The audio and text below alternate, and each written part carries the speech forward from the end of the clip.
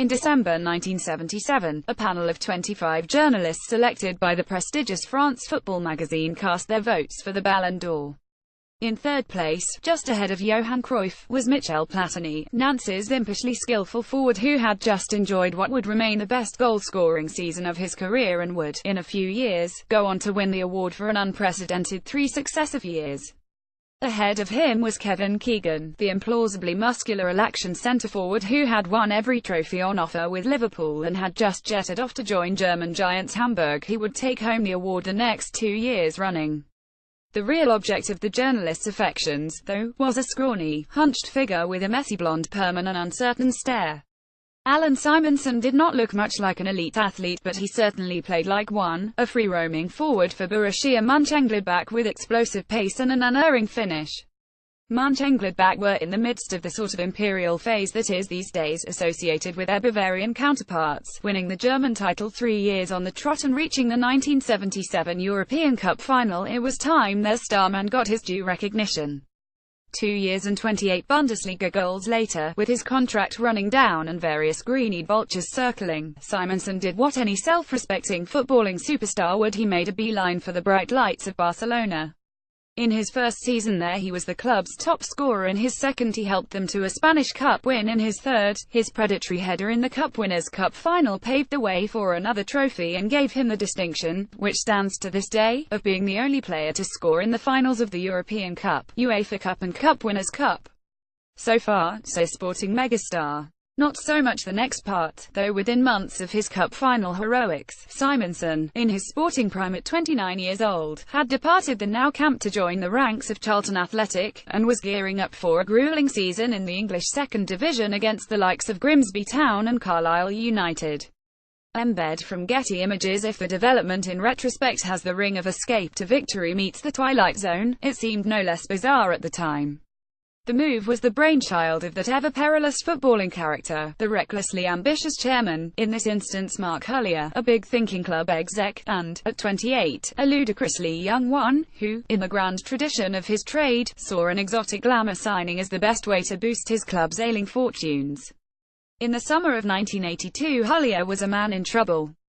7 years earlier, the Safety of Sports Grounds Act, passed in the wake of the Ibrox disaster, had seen the official capacity of the Valley, Charlton's home ground, reduced from 66,000 to a mere 20,000 and had obliged the club to undertake £500,000 worth of renewal work on their crumbling stadium, funds which were largely raised by the fans. By 1981, with attendances continuing to plummet ceaselessly, the club still had an overdraft of well over £200,000, no little money in those days, a state of affairs that led the then-chairman, Michael Glickson, to sell his shares in the club to a local entrepreneur. Mark Hullier was a well-meaning if less than dependable figure, a boyhood Charlton fan who had gotten his foot in the door at the Valley through a one-off deal to sponsor the stadium's West Stand, and had since been working to elbow that door open ever further, even becoming a regular presence on the team bus.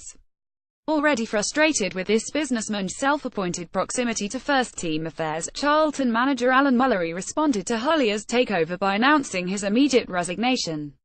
In the background, the club's larger problem of desperately dwindling gate receipts, home support at the Valley, once regularly as high as 50,000, was now dropping as low as 4,000 had not gone away. It was a state of affairs that jarred badly with Hullier's public promises of a rapid return to the top flight. The new chairman needed a lift, a quick-fire way of reacquainting fans' asses with their seats. His initial plan was to sign Simonsen's old nemesis Keegan, who was by now thumping in the goals for Southampton, but the deal proved impossible.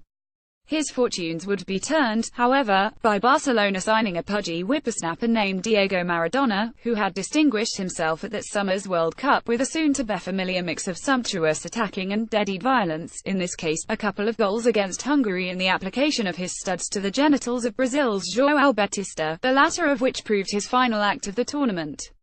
The Spanish league limited its clubs to fielding no more than 2 foreign players, and with mustachioed playmaker Bernd Schuster a mainstay in midfield, Barcelona's acquisition of the Argentine effectively rendered Simonsen jobless. The news had ears pricking in Turin, Tottenham and Madrid, but also in the ramshackle part of South London that Hullier called home. A hurried bid was tabled for £320,000, no matter that Charlton's annual income hovered somewhere around two-thirds of that, and the club's operating losses far exceeded its earnings anyway, and Simonsen himself was offered a handy yearly wage of £82,000, a figure which was about 7 times that of his colleagues. Embed from Getty Images. After weeks of negotiations, with well-justified suspicion, Barcelona held the player's international clearance until the banks could guarantee Charlton would actually hand over the cash, and as such Simonsen did not kick a ball until November. A deal was finally done, and Charlton Athletic, scrapping for their lives at the bottom of England's second flight, had signed a European Footballer of the Year. "I'll be heartbroken if people do not come and support the team now," said Hullier, taking an oddly prescient glass-half-empty tone at Simonsen's unveiling. On the pitch, Simonsen largely did what was expected of him, scoring at a rate of 2 in 3 and doing his bit towards a season where the club's future hung in the balance. "Simonsen's touch and talent are immediately evident," remarked one commentator on Match of the Day, as the Dane lunged wildly into a bloodthirsty, and in 1983 perfectly legal, two-footer challenge, but in such journeyman football company, there's always a danger that one star will shine alone. As far as the bigger picture was concerned, Hullier's gamble was ultimately a dud. Simonsen's time in South London was short-lived. After 5 months, 16 games and an ever-spiraling debt on part of his employers, he duly jumped ship, enacting a release clause in his contract and heading back to Denmark. "I have made mistakes and, yes, I'm lying a bit to myself when I say it was good that I moved from Barcelona," he would confess some years later. The Alistair rival had indeed nudged up home attendances, but not to the terrace-filling extent Hullier had envisaged. "It's a larger financial gamble now than it was anticipated to be at the time because of the lack of response from the supporters," murmured an ashen-faced Hullier in February. While Charlton ultimately escaped a potentially cataclysmic relegation that season with a skin-of-the-teeth finale win, the ensuing months would be marked by court cases, winding up orders and an increasingly vengeful inland revenue, as the club's financial house of cards finally collapsed on itself. Hullier may not have set Charlton on the path to fiscal calamity, but his speculate-to-accumulate antidote, embodied by Simonsen, certainly helped them on their way.